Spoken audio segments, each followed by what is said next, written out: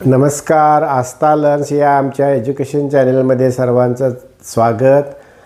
आपण औरंगाबाद जिल्ह्याचे पोलीस भरतीची जी परीक्षा झाली त्या परीक्षेतील गणित विषयाचा आपण अभ्यास करणार आहोत. प्रत्येक गणित हे खूप महत्त्वाचे आहे. औरंगाबाद जिल्ह्याची जी 2023 साली जी परीक्षा झाली त्या परीक्षेतील प्रत्येक गणित हे वेगळे आहे आणि महत्त्वाचे आहे. ते पटकन कसे सोडवायचे हे आपण आज पाहणार आहोत. त्यातील पहिला प्रश्न आहे, 200 मीटर लांबीच्या आगगाडीस ताशी 72 किमी वेगाने एक पूल ओलांडण्यास 1 मिनिट वेळ लागतो, तर त्या पुलाची लांबी किती? या ठिकाणी 200 मीटर लांबीची आगगाडी आहे आणि ते पूल ओलांडते म्हणजे पुलाची काहीतरी लांबी आहे आणि तीच काढायची आहे. आगगाडीचा वेग आपल्याला माहिती आहे तासाला 72 किमी. आता या ठिकाणी मिनिटाचा संबंध दिलेला आहे म्हणून 1 तास म्हणजे 60 मिनिटे मांडायची. 1 तास बरोबर 60 मिनिटे म्हणजे 60 मिनिटात ती 72 किमी जाते. तर एका मिनिटात किती जाईल? 72ला 60 भागल्यानंतर त्याचं संक्षिप्त रूप हे 6/5 येईल म्हणजे परत किलोमीटर काढायला सोपं जाईल. 1.2 किमी म्हणजेच 1200 किमी अंतर ते जाते एका मिनिटात. याचा अर्थ 200 मीटरचा पूल जर वजा केला तर 200 मीटरची आगगाडी वजा केली तर 1000 मीटर म्हणजेच 1 किलोमीटर लांबीचा तो पूल आहे. आता दुसरं उदाहरण बघा, 10 सेमीचे 2 मीटरशी गुणोत्तर काढताना नेहमी जे परिमाण दिलेलं आहे, या ठिकाणी सेमी आहे, इथं मीटर आहे, ते परिमाण एकसारखं करणे खूप गरजेचं आहे. मग आता आपण 10 सेमीचं 200 मीटरशी काढायचं आहे, 2 मीटरशी काढायचं आहे. मग 2 मीटरचं 200 सेंटीमीटर होणार म्हणजे 10/200 बरोबर 1/20 म्हणजेच 1/20 हे त्याचे गुणोत्तर असेल. हा प्रश्न महत्त्वाचा आहे बघा. 2 संख्या 3/4 प्रमाणात असून मसावी 4 आहे, तर त्या संख्या कोणत्या व त्यांचा लसावी कोणता असं विचारलेलं आहे. प्रश्न हा वेगळा आहे. त्यामुळे 2 संख्या अशा असतात की त्यांचा मसावी 4 आहे आणि लसावीही वेगवेगळा येऊ शकतो. त्यामुळे पर्याय पद्धत बघायची थोडी. आता जर त्या 2 संख्या 8 आणि 36 असतील तर त्याला 4 भागायचं, कारण 2 संख्यांना मसावीनं भागलं की लसावी मिळतो. 4 भागल्यानंतर 72 लसावी येतो, पण 72 लसावी इथं आलेला नाही म्हणून पहिला पर्याय नाही. आता इथं 2 संख्या कोणत्या आहेत? 4 आणि 12. जर एका संख्येची दुसरी संख्या विभाज्य संख्या असेल तर पहिली संख्या ही मसावी असते आणि दुसरी संख्या ही लसावी असते. म्हणजे 4 आणि 12 जर ह्या त्या 2 संख्या असतील तर त्यांचा लसावी 12च हवा होता म्हणजे हा पर्याय आला असता, पण हाही पर्याय नाही. मग आपण वळायचं या ठिकाणी 12 व 16 या 2 संख्या आहेत.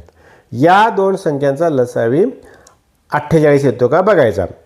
12 आणि 16 यांचा मसावी 4 आला, मग याला 4 भागलं, 4 त्रिकम 12, 16 त्रिक 48 म्हणजे हा पर्याय बरोबर. चौथा पर्याय यापैकी नाही, त्याचा विचार करायची गरज नाही.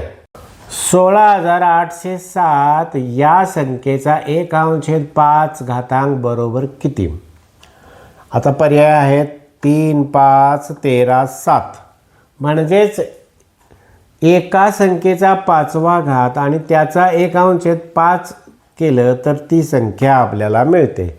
याचा अर्थ x ही संख्या अशी आहे की तिचा 5 वेळा घातांक केल्यानंतर एकक स्थानी 7 येतं.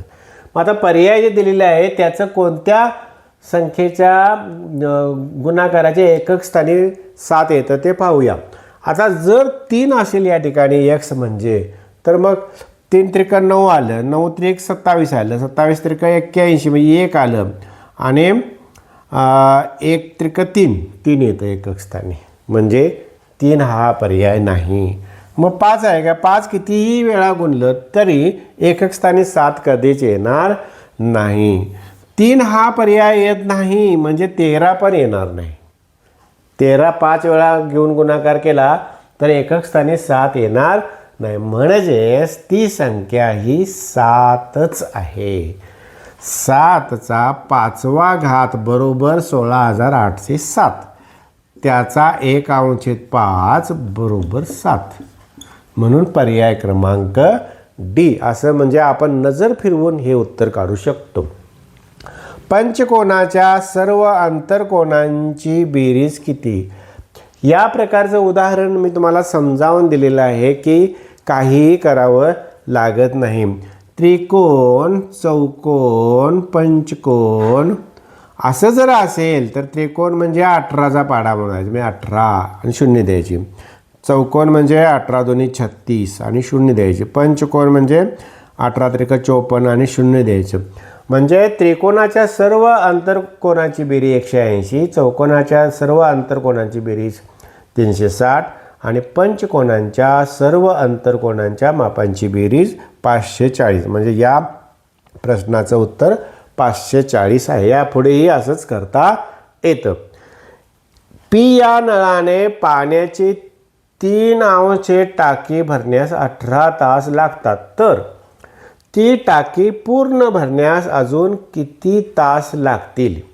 आता टाकी जी आहे तिचा 3 भाग भरलेला आहे, या ठिकाणी दाखवलेला आहे. आणि या 3 भागांना 18 तास लागतात, म्हणजे प्रत्येक भागाला 6 तास लागतात असा त्याचा अर्थ आहे. 6 18 म्हणजे उरलेल्या 2 भागांना सुद्धा 6 असे 12 तास लागतील. आणि तेच आपल्याला विचारलेलं आहे. अजून किती तास लागतील? 12. एकूण जर तास किती म्हणलं तर 6 पंचे 30 उत्तर येणार. पण या ठिकाणी अजून किती तास विचारलेत म्हणजे 12 तास लागतील. 18 कामगार रोज 8 तास काम करून एक काम 12 दिवसात संपवतात, तर तेच काम रोज 9 तास प्रमाणे 16 दिवसात पूर्ण करण्यासाठी किती कामगार लागतील? अगदी सोप्यात सोप्या पद्धतीनं बघूया. कामगार 18 आहेत, 8 तास काम करतात, 12 दिवस लागतात. कामगार किती आहेत माहिती नाहीत, 9 तास करतात, 16 दिवस लागतात. याचा अर्थ 18 कामगार रोज 8 तास काम करतात. याचा जर आपण यांचा गुणाकार केला तर 18 × 144 तास झाले. म्हणजे 12 दिवसात एक काम संपण्यासाठी 144 तास लागतात. तर 16 दिवसात संपवायचे असतील म्हणजे तास दिवस वाढले तर तास काय होणार? कमी होणार. किती तास लागतील? म्हणजे यांच्या गुणाकाराला व्यस्त चलन आहे, त्यामुळे यांच्या 12 आणि 144 यांच्या गुणाकाराला 16नं भागायचं. म्हणजे 16 × 9 = 144, 12 × 9 = 108 तास लागतील. किती 108 तास लागतील. म्हणजे रोज 9 तास काम करायचं आहे. 108 तास आपल्याला आहेत. 9 न 108 तासाला भागायचं म्हणजे आपल्याला दिवस करणार, कामगार करणार. 108 भागिले 9, 12 गुणिले 9 बरोबर 108. म्हणजे 12 कामगार लागतील. या ठिकाणी 12 हे उत्तर येईल. 12 मुलांचे सरासरी वय 15 वर्ष आहे. 8 मुलांचे सरासरी वय 16 वर्ष आहे. तर उरलेल्या मुलांचे सरासरी वय किती? सोपं. 12 गुणिले 15 बरोबर त्या 12 मुलांचे एकूण वय 180 होणार. आणि 8 मुलांचं एकूण वय 16 सरासरी म्हटल्यानंतर 16 गुणिले 8 बरोबर 128 वर्ष होणार. म्हणजे उरलेल्या 4 मुलांचं जे वय आहे ते 180 वजा 128 बरोबर 52 आहे. 4 मुलांचं एकूण वय जर 52 असेल तर त्याचं सरासरी वय काढण्यासाठी भागिले 4 केलं पाहिजे. म्हणजे 13 चौक 52. म्हणजे उरलेल्या 4 मुलांच्या सरासरी वय आहे ते 13 असणार आहे.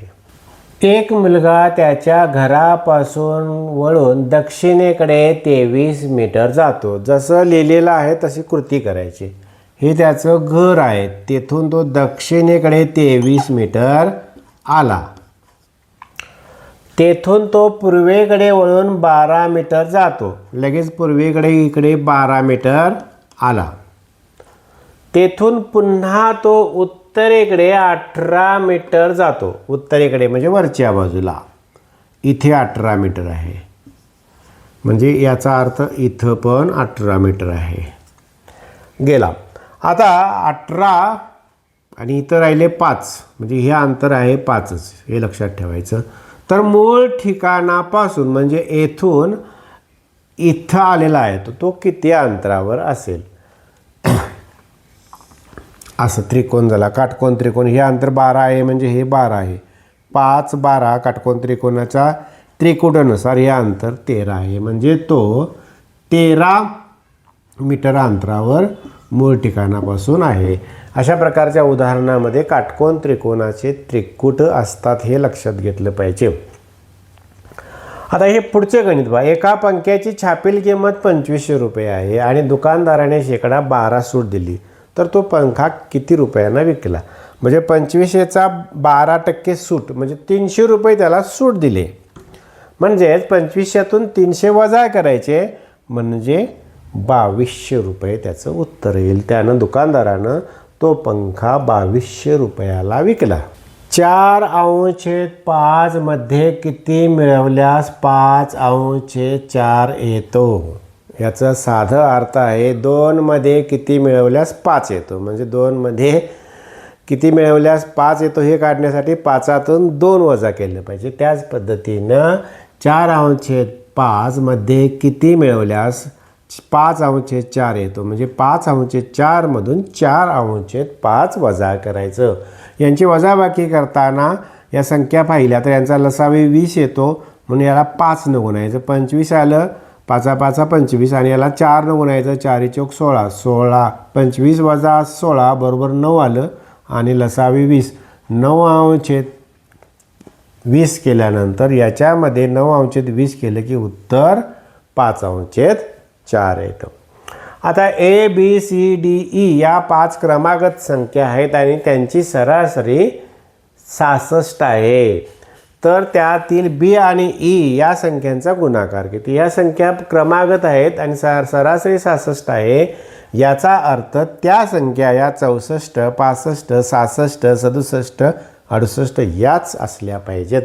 म्हणजे मधली संख्या हीच त्यांची सरासरी असते ज्यावेळी त्या संख्या क्रमागत असतात. म्हणजेच ABCDE मधील B आणि E यांचा गुणाकार किती असं विचारलेलं आहे. म्हणजे B म्हणजे 65 आणि E म्हणजे 68. 65 आणि 68 यांचा जर गुणाकार केला तर 4420 येतं आणि पर्यायामध्ये 4420 नाही. त्यामुळे हे गणित जरी चुकीचं असलं तरी पद्धत आपल्याला माहिती पाहिजे, म्हणून या ठिकाणी सोडवून दिलेलं आहे. या ठिकाणी पहिला गणिताचा व्हिडिओ औरंगाबाद जिल्ह्याची जी प्रश्नपत्रिका चालू आहे त्याचा या ठिकाणी संपलेला आहे. तुमच्या लक्षात आलं असेल की प्रत्येक गणित हे वेगळं असलं तरी त्यामध्ये काहीतरी ट्रिक्स लपलेली असते आणि त्या ट्रिकनुसार आपण 5 ते 10 सेकंदात प्रत्येक गणित सोडवू शकतो, हे तुम्हाला समजलं असेल. निश्चितपणे तुम्हाला हा व्हिडिओ आवडलेला असेल. तुम्ही आमच्या चॅनेलला लाईक करा, सबस्क्राईब करा आणि बेल आयकॉनवर क्लिक करा, म्हणजे तुम्हाला पुढचे चांगले व्हिडिओ पाहायला मिळतील.